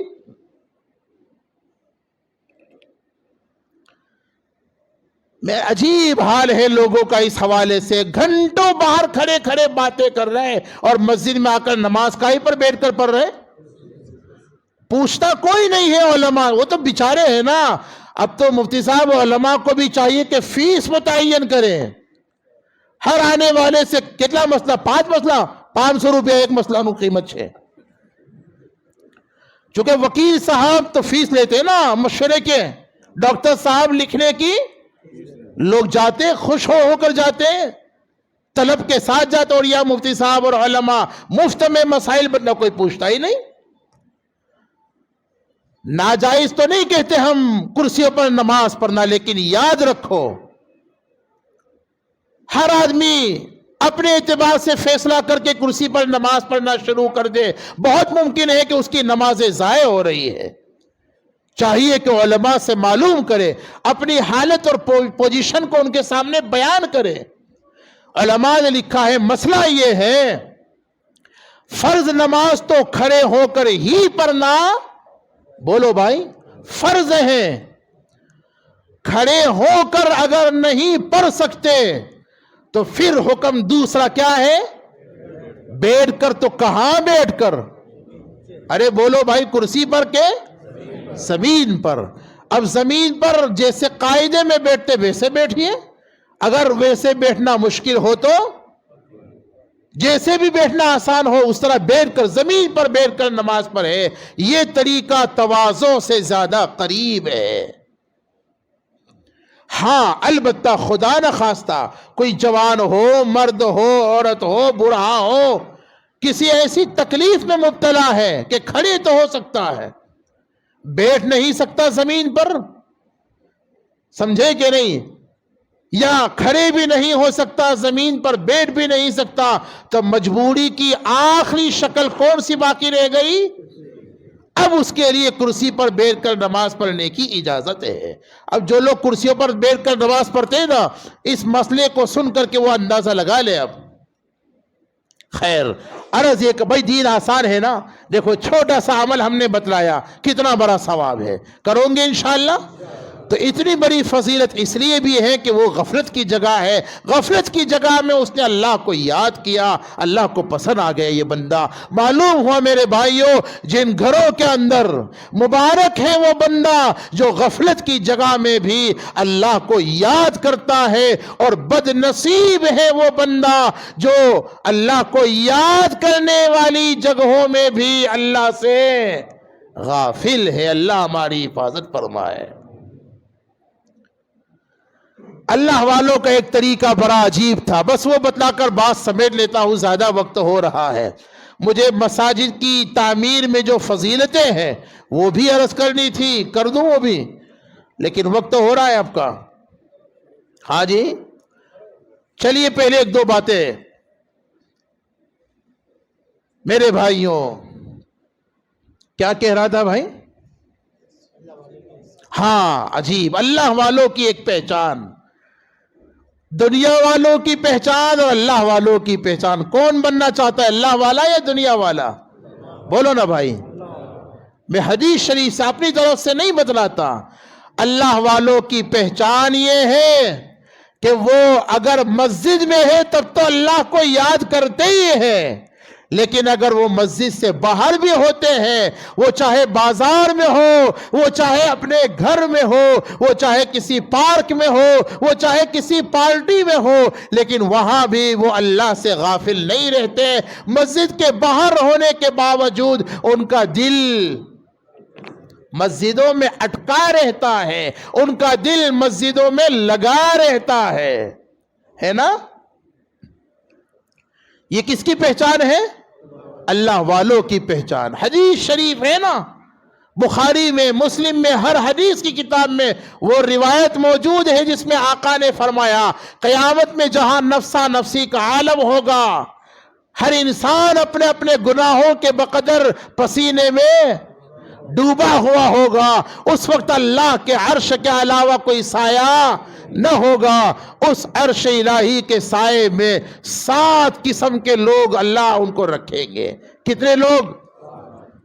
وہ 7 لوگ بتلا دوں تو پھر دوبارہ بلانا نہیں چاہتے، اس کا مطلب تو یہی ہوا نا مولانا. ارے یار کمال ہے بھائی، ایک ہی مجلس میں سب سن لوں گے. پھر انشاءاللہ بھئی انشاءاللہ تو کہہ دو یار، اس میں تو کم سے کم بخل نہ کرو. 7 قسم کے لوگ اللہ کے عرش کے سائے میں ہوں گے. ان میں ایک وہ بندہ وَرَجُلٌ قَلْبُهُ مُعَلَّقٌ بِالْمَسَاجِدِ، وہ بندہ جو بازار میں ہونے کے باوجود دل کہاں لگا ہوا ہے؟ مسجد میں، ہے نا.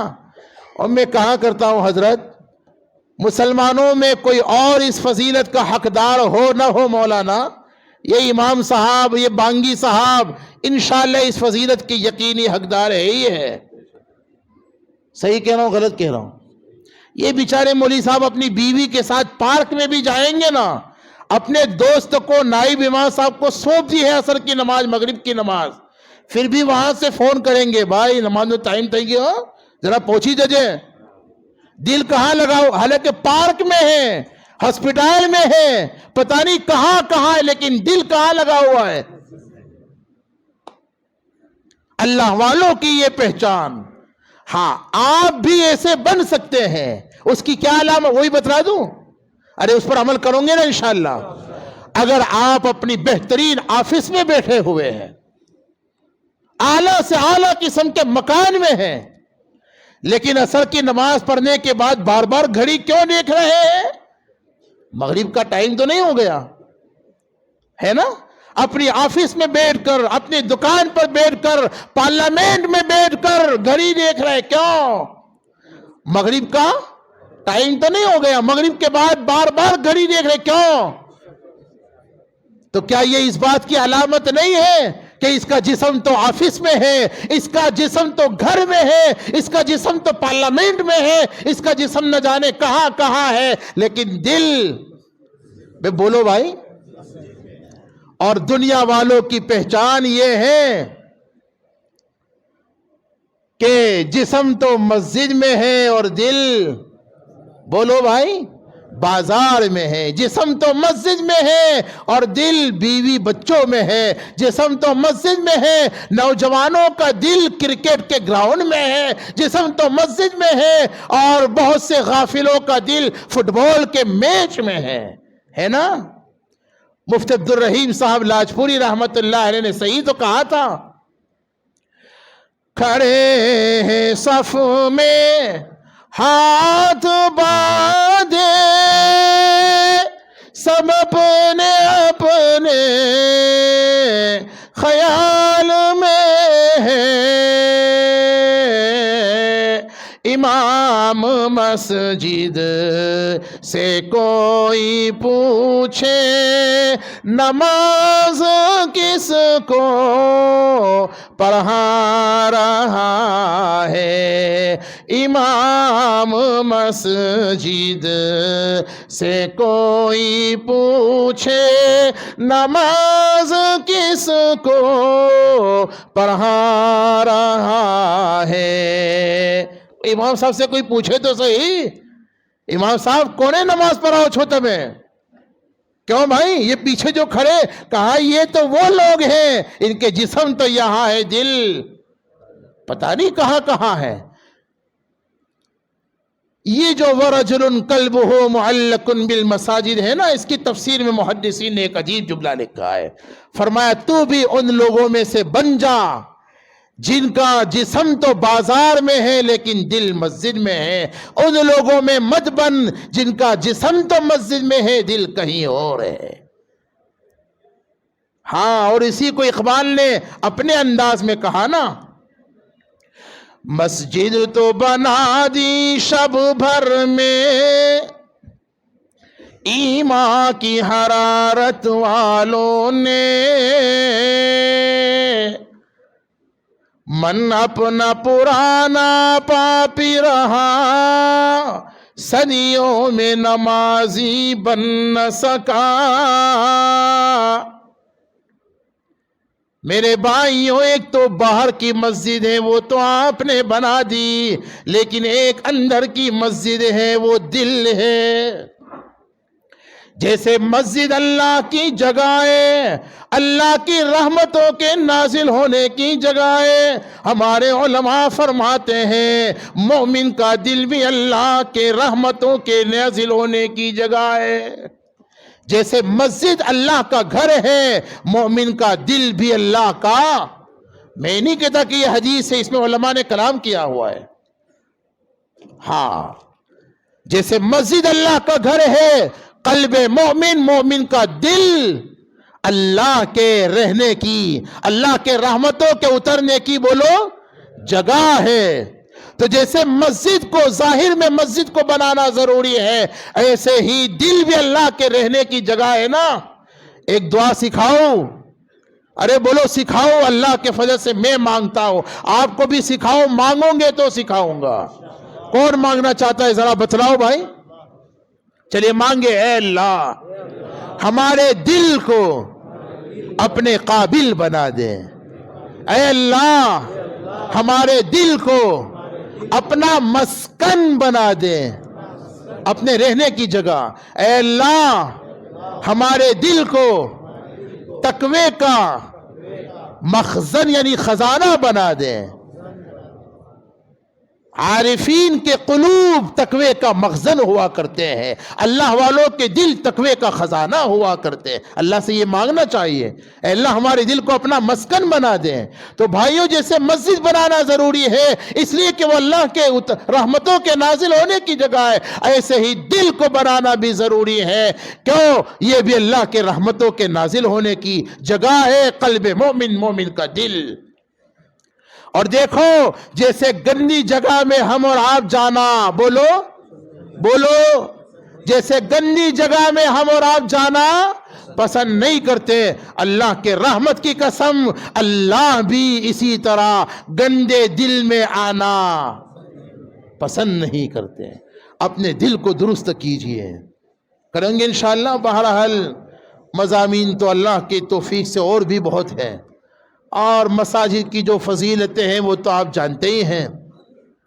اللہ تعالیٰ میرے مخلص محسن دوست حضرت مولانا نثار صاحب کو جزائے خیر عطا فرمائے، ذرا زور سے۔ جتنی بھی یہ غالباً 18ویں مسجد ہے ان علاقوں میں، اللہ تعالیٰ ان کو بھی، ان کے معاونین کو، مجھے نہیں معلوم اور مجھے معلوم ہونا ضروری نہیں ہے، کیوں مولانا عارف صاحب؟ اللہ تو جانتے ہی ہے مولانا نثار صاحب کو کون تعاون دے رہا ہے اور کن کے توسط سے، وہ تو اللہ جانتے ہی ہے۔ دل کی گہرائیوں سے میں دعا کرتا ہوں، آپ آمین کہو، اللہ تعالی حضرت مولانا کو اور ان کے معاونین کو بے انتہا قبول فرما لے۔ مساجد کی تعمیر میں جتنے فضائل ہیں، ظاہر ہے مجھے بتلایا مولانا نے، کچھ تعاون تو مخلصین کا باہر سے آیا ہے، لیکن بہت سارا تعاون تو ماشاءاللہ خود آپ ہی کا ہے۔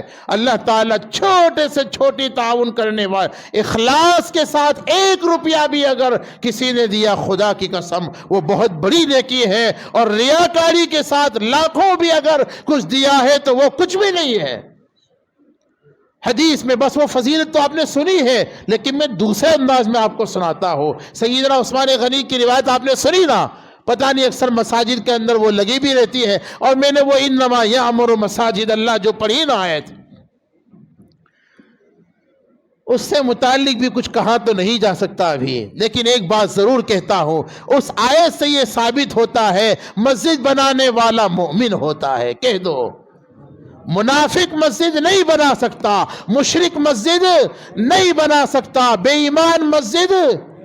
انما یعمر مساجد اللہ من آمن باللہ والیوم الآخر، گویا مسجد بنانے والے کے مومن ہونے کی گواہی قرآن دیتا ہے، اور ان کے ہدایت یافتہ ہونے کی گواہی بھی قرآن دیتا ہے۔ اس سے بڑی کوئی فضیلت ہو سکتی ہے؟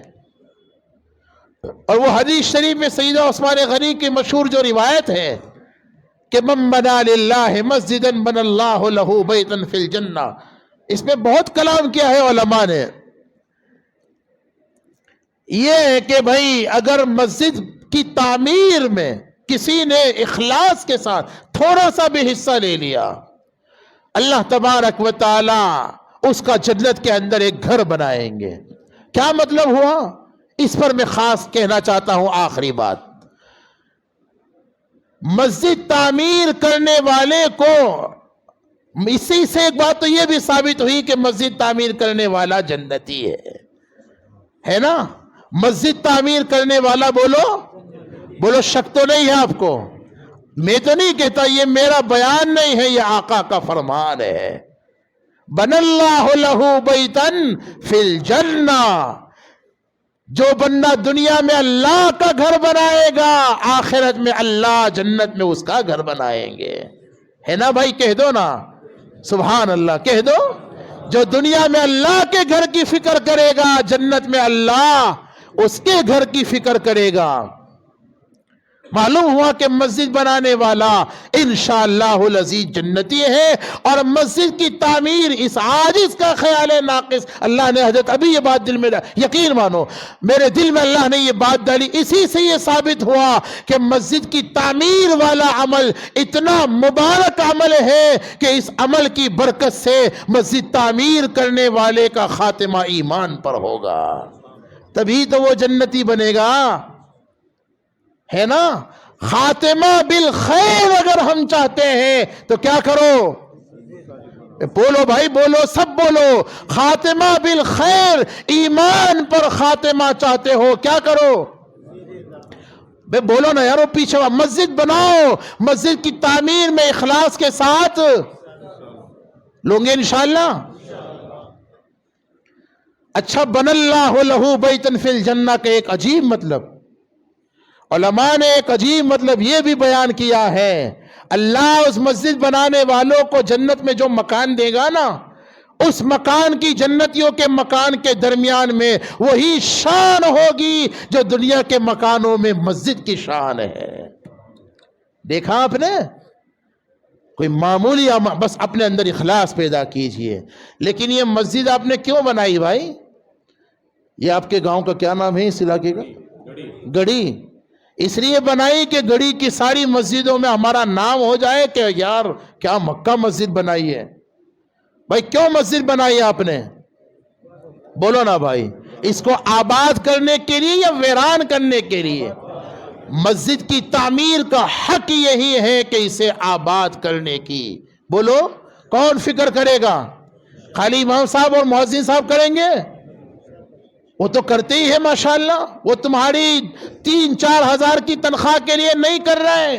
اس فاسد خیال میں مت رہیے۔ او بھائیو، ابھی اس پر کچھ کہنے کا موقع نہیں ہے۔ ہم اجتماعی طور پر اس حوالے سے مجرم ہے، سارا مسلم سماج۔ امام اور مؤذنوں کی جو تنخواہیں اور ان کے ساتھ جو سلوک ہم کرتے ہیں، اجتماعی طور پر مجرم ہے۔ لوگوں، اگر کمیٹیوں کے پاس اتنی طاقت نہیں ہے، کمیٹی اگر ان کو اچھی تنخواہیں نہیں دے سکتی، تمہیں کس نے روکا ہے کہ تم ان کے ساتھ ہر ہفتے یا ہر مہینے میں کچھ سلوک کر؟ کوئی نے روکا ہے تمہیں؟ کسی حکومت نے تمہیں پابند کیا ہوا ہے؟ کرو گے انشاءاللہ۔ مسجدوں کو آباد کرنے کی فکر صرف یہ امام اور مؤذن کی ذمہ داری نہیں ہے، اور صرف مسجد وار جماعت کی ذمہ داری بولو نہیں ہے، بستی کے ہر مسلمان کی جو ذمہ داری محسوس کرتا ہے وہ ذرا جواب دو۔ بستی کے ہر مسلمان کی ذمہ داری ہے۔ اللہ تعالی ہم سب کو حقائق سمجھا دے، عمل کی توفیق عطا فرما دے۔ بڑی دیر تک آپ سنتے رہے اور آپ کی توجہات کی یہ برکتیں ہیں۔ اللہ تعالی میری زبان پر کچھ باتیں جاری کرتے رہے، اللہ تعالی اسے قبول فرما لے۔ اس مسجد کی تعمیر کو، اور میں بیٹے سے متعلق کچھ باتیں کہنا رہ گیا، لیکن انشاءاللہ پھر کسی اور موقع پر، بھئی انشاءاللہ تو کہو یار، انشاءاللہ بھی تکمیل حفظ کا بھی ایک موقع بڑا خوبصورت موقع تھا، اس کے مستقل اس کا بھی حق تھا کہ اس پر کچھ کہا جاتا، لیکن اب اتنی وقت میں گنجائش نہیں۔ بہرحال اللہ تعالیٰ اس معصوم کے حفظ کو بھی بے انتہا قبول فرما لے، اس کے والدین، اس کے اساتذہ، اس کے رشتہ داروں، بلکہ پوری بستی والوں کے لیے بے انتہا قبول فرما لے، خیر و برکت کا ذریعہ بنا دے۔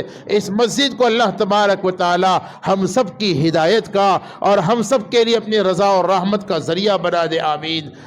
اور اس مسجد میں جن جن لوگوں نے جس طرح سے بھی تعاون کیا ہے، اللہ تعالیٰ ان تمام کے تعاون کو بے انتہا قبول فرما کر اس کو صدقہ جاریہ بنا دے، ذریعہ نجات بنا دے، ذخیرہ آخرت بنا دے، آمین۔ وآخر دعوانا ان الحمدللہ رب العالمین۔ بسم اللہ الرحمن الرحیم، الحمدللہ رب العالمین، والعاقبۃ للمتقین، والصلاة والسلام علی سید الانبیاء والمرسلین محمد وعلى آلہ وصحبہ اجمعین۔ اللہم زدنا ولا تنقصنا واکرمنا ولا تہنا واعطنا ولا تحرمنا وآثرنا ولا تؤثر علینا وانصرنا ولا تنصر علینا ورزنا ورض عنا۔ اے اللہ کرم فرما دیجئے، اے اللہ رحم فرما دیجئے، اے اللہ مدد فرما دیجئے۔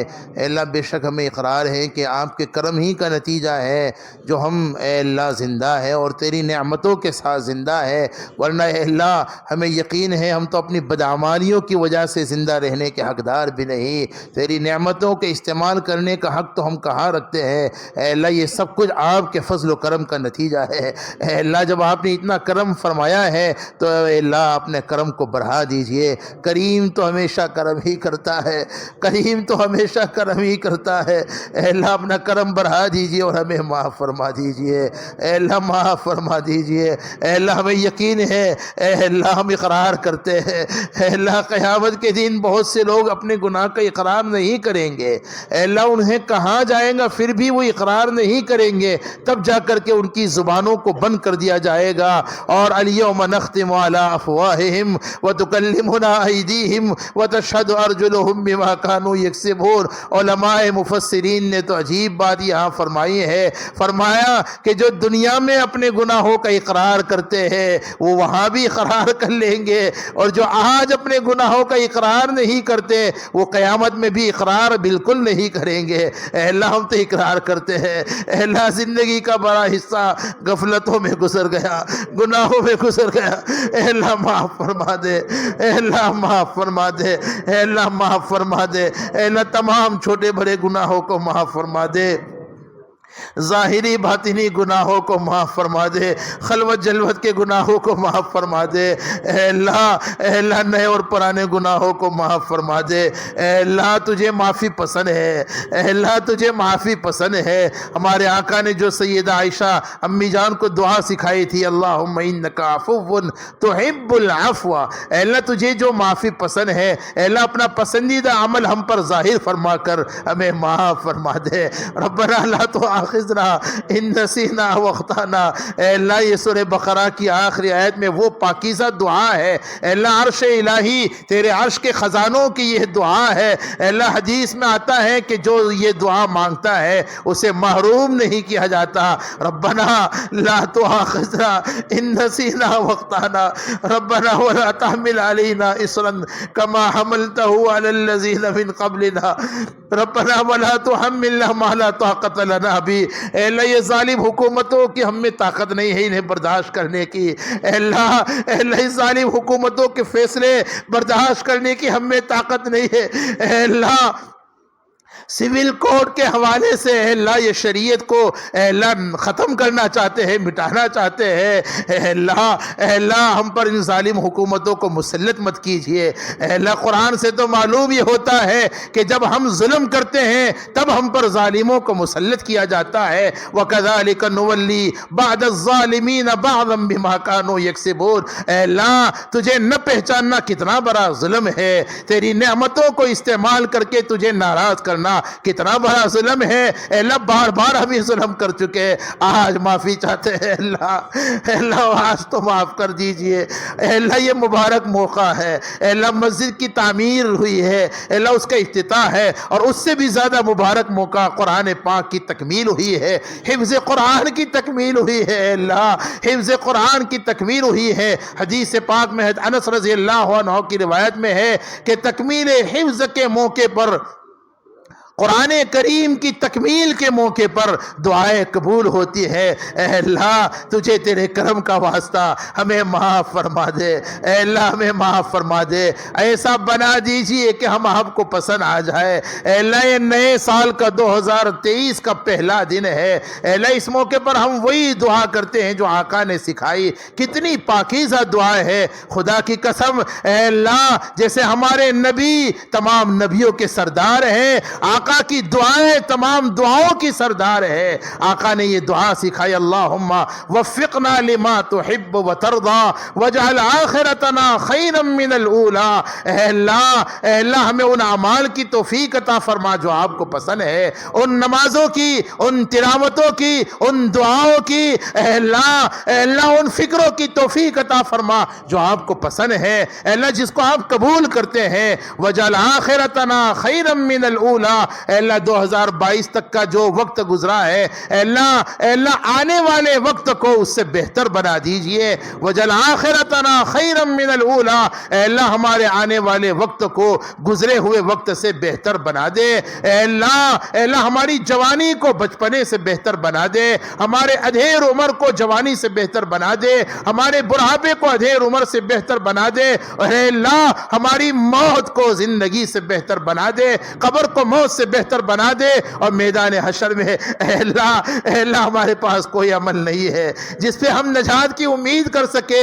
وہ اسرائیلیوں کے پاس تو، وہ جو 3 اسرائیلی تھے اے اللہ، ان کے پاس تو کوئی نہ کوئی عمل تھا جس کا وسیلہ دے کر انہوں نے اے اللہ نجات کی دعائیں مانگی تھی۔ اے اللہ ہمارے پاس تو کوئی عمل ہے ہی نہیں۔ اے اللہ قیامت میں اگر ہمیں بخشش مل سکتی ہے، ہمیں نجات مل سکتی ہے، تیرے عرش کا سایہ مل سکتا ہے، تو اے اللہ تیری رحمت کی وجہ سے یا پاک نبی کی شفاعت کی وجہ سے اللہ قیامت میں اعلان ہوگا وَامْتَازُوا الْيَوْمَ وَامْتَازُوا الْيَوْمَ أَيُّهَا الْمُجْرِمُونَ، او مجرمو، او نافرمانو، او اپنی چاہتوں پر عمل کرنے والوں، اور رب چاہی زندگی چھوڑ کر من چاہی زندگی گزارنے والوں، آج میرے نیک بندوں سے الگ ہو جاؤ۔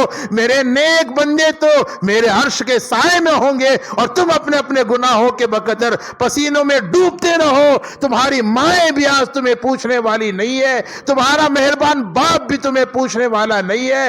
اے اللہ اس دن اپنے عرش کا سایہ عطا فرما دے۔ اے اللہ تجھے تیرے کرم کا واسطہ، اے اللہ تجھے پاک نبی کے گرم گرم آنسوؤں کا واسطہ، اے اللہ معاف کر دے، دنیا اور آخرت میں ہمیں معاف کر دے، اپنے پکڑ سے بچا لے، اپنے غضب اور غصے سے بچا لے۔ مانگنا بہت کچھ ہے، بغیر مانگے آپ نے آج تک بہت کچھ دیا ہے، اے اللہ آج بھی اور آئندہ بھی بغیر مانگے وہ سب کچھ عطا فرما جو ہمارے لیے دین دنیا اور آخرت میں بہتر ہے۔ اے اللہ ہر خیر کو مقدر فرما، ہر شر سے حفاظت فرما، اس مسجد کی تعمیر کو قبول فرما، پوری بستی کو قبول فرما۔ اے اللہ جن جن لوگوں نے جس طرح سے بھی حصہ لیا سبھی کو قبول فرما، جو ذریعہ اور وسیلہ بن گئے انہیں بھی قبول فرما۔ اے اللہ تکمیل حفظ کو قبول فرما۔ اے اللہ ہم سب کے حق میں خیر و برکت کا ذریعہ بنا۔ ہم نے مانگا ہمارے گمان کے مطابق، تو دے تیری شان کے مطابق۔ آقا نے جتنی خیر و بھلائیوں کی دعائیں مانگی ہے وہ ساری خیر بھلائی عطا فرما۔ جتنے شروع فتن سے پناہ مانگی اس سے ہماری پوری امت کی حفاظت فرما۔ ہماری دعا کو محض اپنے فضل اور کرم سے قبول فرما، قبول فرما، قبول فرما۔ وصلی اللہ وسلم وبارک علی محمد وبارک وسلم برحمتک یا ارحم الراحمین۔